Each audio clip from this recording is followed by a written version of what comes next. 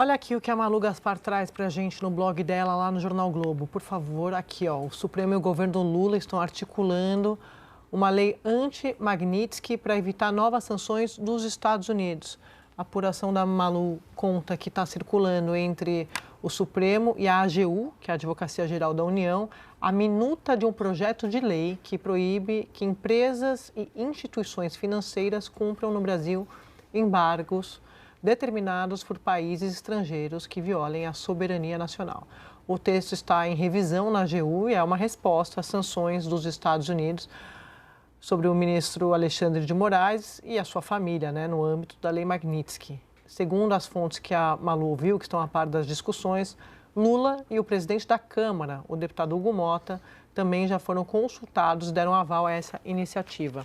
Só para trazer uma apuração de bastidor que eu fiz sobre novas sanções, o que a turma dos Estados Unidos está esperando, a turma brasileira, são novas... Aquela turma de duas pessoas. Eduardo e Paulo Figueiredo, são novas sanções, são a ministros do Supremo, mais Magnitsky. E sobre o governo Lula, suspensão de visto, uma nova leva de suspensão de visto de integrantes do governo Lula. Então, essas duas informações que eu apurei também. Eu só queria fazer uma coisa, a Febraban, enquanto a gente estava preparando, eu estava conversando com o pessoal dos bancos, eles falam que, ou seja, na lógica do que eles estão ouvindo, isso não resolve problema nenhum para eles, porque eles vão continuar sendo as instituições bancárias, o fato de se elas chegarem e falar, nós não vamos cumprir a lei Magnitsky, elas vão sofrer sanções nas suas questões internacionais. Então, isso aí é um projeto que aparentemente resolve para as autoridades públicas, mas não resolve ainda a questão para os bancos. Ainda a ser discutido, como diria o Valdo, a conferir. Aí não está resolvido ainda não. É um colunista que eu gosto muito. Eu também. Ele... Sigo há muitos anos. Também. O ministro Gilmar Mendes, do Supremo, falou sobre esse assunto. Queria rodar aqui para vocês um trechinho. Nós estamos nos debruçando sobre um debate de lei anti-embargos para proteger as autoridades e também aquelas chamadas entidades que sofrem sanções secundárias, como bancos, prestadores de serviços. Então é preciso entrar um pouco neste mundo e discutir isso. E acho que o Congresso é o locus adequado para esse tipo de proteção.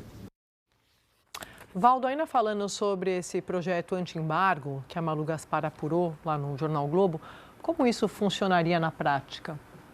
Quando hoje eu li ali na coluna da Malu, fui lá pegar detalhes que eu imagino que está cuidando deste assunto. E o que eles me falaram é o seguinte: a ideia é, na questão das autoridades, cidadãos que forem atingidos por sanções, garantir que elas não terão bloqueio de contas em reais. Então, como Eduardo Bolsonaro está tentando isso, Paulo Figueiredo está tentando isso, que o governo americano, com sanções a esses bancos ali nas suas filiais nos Estados Unidos, forcem essas instituições a bloquearem contas em reais, ou seja, limitar cada vez mais as transações financeiras dessas autoridades, pessoas sancionadas.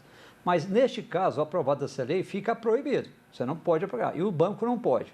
E o banco terá, aí vai ser um trabalhinho para o banco, mas ele terá que ir na justiça americana e falar, vem cá, tem lei no Brasil, eu não posso cumprir isso que vocês estão pedindo. Eu posso ir até proibir transações com contas em dólar, mas em contas em reais, operações reais, a legislação brasileira proíbe. Aí isso é uma coisa que vai ser criada no Brasil? Não. Segundo as pessoas responsáveis pela elaboração deste, que estão chamando de Lei Geral Anti-Embargos,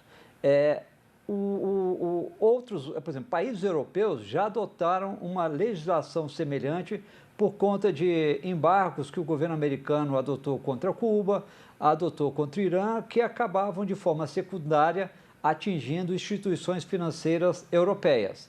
E isso está em vigor, está funcionando lá. Se funciona lá, a gente pode adotar aqui no Brasil também. Não é algo que nós estamos criando, já existe no mundo exatamente para evitar esse tipo de sanção. É isso que seria feito, O projeto já está praticamente elaborado, deve ser apresentado por um parlamentar, um senador ou um deputado, contando com o apoio da cúpula da Câmara, afinal ela já foi ameaçada de sanção também. Vamos lembrar que Eduardo Bolsonaro ameaçou tanto o Hugo Mota quanto Davi Alcolumbre de sanção, né? E isso acabaria ali criando uma regra geral aqui no Brasil para mostrar para o governo americano, olha, eu posso ir até aqui, além disso eu não posso seguir. Aí virá uma batalha judicial nos Estados Unidos, mas eles acham que pela experiência de outros países teria sucesso. Os bancos brasileiros teriam condições de se defender ali nos Estados Unidos, caso o governo americano realmente aumente ali a pressão. Neste momento, ouvindo essas pessoas que estão até com conversas nos Estados Unidos também, a avaliação que, por enquanto, medidas contra bancos não estão sendo estudadas. Estão sendo estudadas novas sanções contra ministros do STF, como você disse, Andréia, mas medidas contra bancos, por enquanto, não estão sendo analisadas, mesmo porque me disseram que agora Trump tem mais problemas locais, internos, para cuidar do que ficar atendendo aos pedidos de Eduardo Bolsonaro. Andréia. E tem uma outra coisa também, eu conversando com bolsonaristas aí da Câmara, sobre o que pode vir por aí, tem a turma que está lá, a dupla, que está esperando um monte de coisa o tempo todo, mas tem os bolsonaristas da Câmara que estão por aqui, de Eduardo Bolsonaro, como eu já contei no começo do programa, eu tenho falado muito disso, mas jogaram a toalha sobre essa estratégia de tentar moderar e levar recado do pai. E eles falam, de fato, a gente não está esperando muito mais do governo Trump. O que mais o Trump pode fazer também em relação às sanções? Suspende visto, vai mais tarifa, está tirando tarifa. Então, assim, do ponto de vista comercial e econômico, qual que seria a medida? Que é um exercício que esses políticos têm feito, porque eles sofreram muito com o desgaste disso, que obviamente ficou colado neles, foram eles que fizeram, né, o campo deles. Então, eles também estão fazendo essa conta.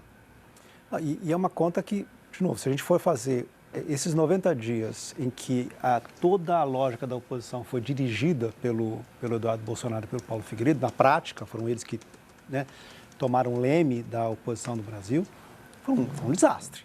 Né? O fato é que eles pegaram todo o desgaste, nesse período, por vários motivos, o Lula se recuperou.